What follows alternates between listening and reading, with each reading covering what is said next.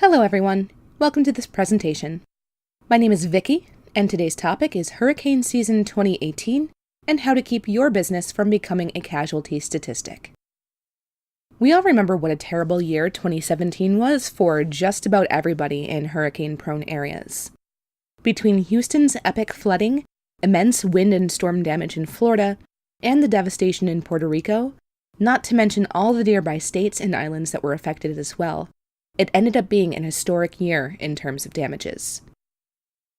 If you take a look at some of the numbers, we can see just how bad it really was. In 2017, there were 17 named storms, which means storms that were big enough and organized enough to receive names from the list provided by the World Meteorological Association.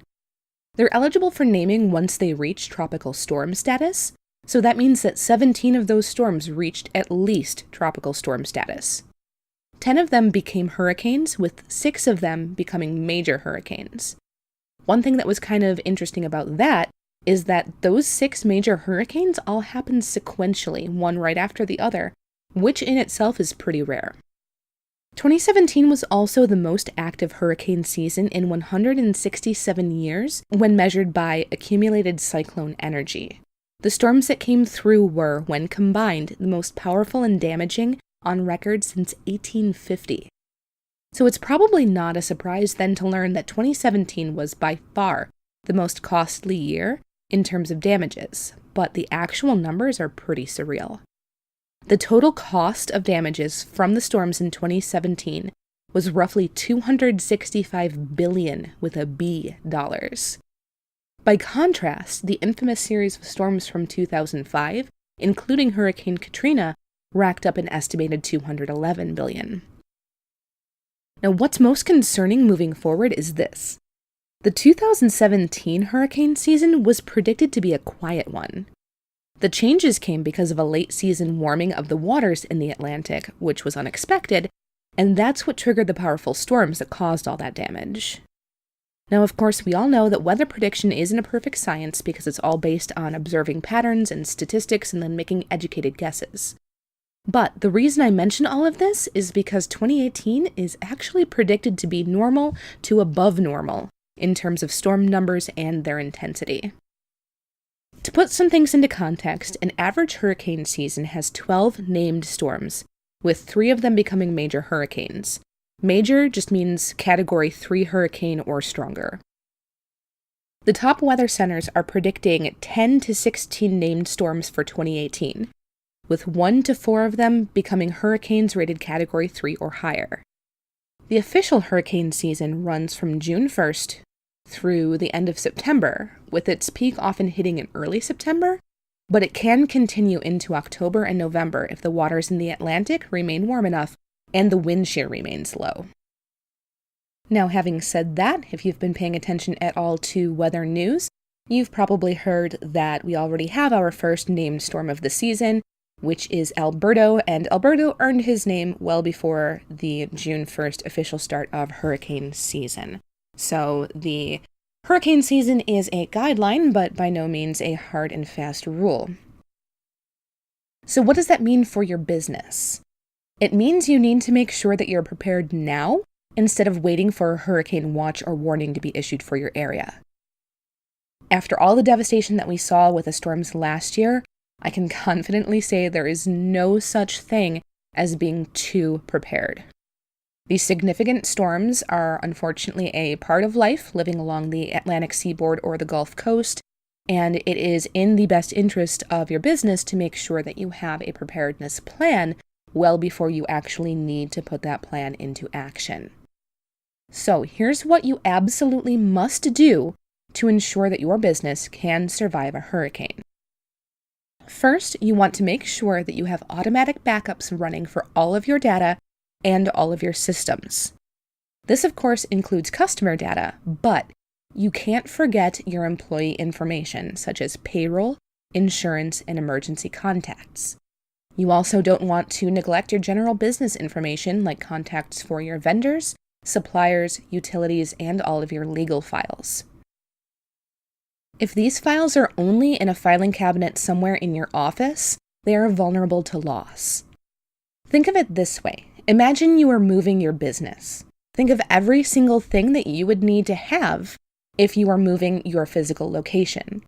In the event that you and your staff are displaced by a hurricane, particularly if you have to evacuate, you need to be able to access that information remotely. Backing up your customer data is, of course, very important, but don't neglect to remember everything else it takes to keep your business operational on a day-to-day basis. Then, once you have your backups, you need to make sure there are redundancies in place. If you're only storing backups on site and you lose access to your facility, or if there's a total loss of the physical structure, those on-site backups aren't going to do you any good. On the other hand, if you only have cloud backups, but you're in an area where you don't have stable access to the internet, or if you even don't have power, there's not much you can do with cloud backups either. Redundancy keeps you running in all but the very worst of situations. Then you have to make sure that the backups, wherever you have them, are being created often enough that you can continue on without any data loss, and that those backups are quickly deployable. You should also consider a failover system if you haven't already, especially if customers are reliant upon your business to not have any downtime. A good failover system will prevent that downtime and also minimize data loss. Some of you might be thinking that this is all a little much, that the odds of something catastrophic happening are so low that it isn't worth the investment, or that maybe your business could survive being inoperable for a few days. Maybe you think your business is too small to need all of this, and that you can just keep things running yourself as long as you have a computer and an internet connection. Unfortunately, the reality of the situation is that there are people who watched last year's webinar on this topic who are no longer in business today because they underestimated the impact that even a day or two of downtime would have on their business, both financially and from a customer trust perspective. If you can't run your business remotely with confidence, the odds of it surviving a disaster that displaces you from your home and your office are unfortunately low. Do the math. If you are unable to service any of your clients for 2 days, what would the financial impact be? Take into consideration any terms in your contracts that require you to reimburse for downtime or failure to provide adequate service, then multiply it by your entire client base. Would that loss close your doors? What about once you add in insurance deductibles for damage, employee wages, and your normal bills that would still be due? Then consider that hard-hit areas can take weeks, months, or even longer to have repairs made. It took more than a week for the floodwaters to recede completely in Houston during Hurricane Harvey, and there are some places in Puerto Rico that still don't have power today. If your business can take that large of a financial hit, that's fantastic. But the reality is that most can't, and it's far better to be realistic about it than to bank on a disaster simply never happening. So I've put together some questions that you should ask yourself about your business, your backups, and your overall disaster recovery ability. Number 1, how often are my backups run? Is this adequate to cover all of the data being written, or will there be data loss if systems fail in between backup times? If there is data loss, how do I plan to deal with this? Number 2, how can I access my data if I am displaced? Can I access all of my critical systems if I don't have access to my office or my home? If I have to evacuate, how will I run my business remotely? Number 3, how fast can my backups be deployed? Do I know how to deploy them, or do I know how to reach the person responsible for handling it in an emergency? Can they perform their job remotely if necessary? Number 4, how is my failover system triggered? Is it truly an automated failover which initiates the second my primary system goes down? Or is it a switchover that needs to be manually activated? If it needs manual activation, who handles that, and do they have remote access? Number 5, how are my staff equipped to function if they are displaced? Are staff members with critical roles able to do their job remotely? And if not, what is the contingency plan? Number 6, how will I communicate with the rest of my staff in an emergency where we must evacuate? What about my clients? What about my vendors? What about insurance personnel? What about my landlord? Do I have access to contact for all of these important people? And am I able to access that contact information wherever I am? The single best way to ensure that you have all of these questions covered is to develop a comprehensive strategy for how you will handle an emergency of this scale, and then practice with your staff. Make sure this includes your IT support, whether they are on-site or outsourced. Practice at least once in full, because in doing so, you'll almost certainly find scenarios that crop up that you wouldn't imagine until you're actually in the situation. It is a big undertaking for sure, but if the cost of not doing this is a total loss of your business, the benefits outweigh the cost tremendously. And if you have a fully tested, fully prepared plan in place, the ideal outcome is that your customers never know that there was an issue to begin with.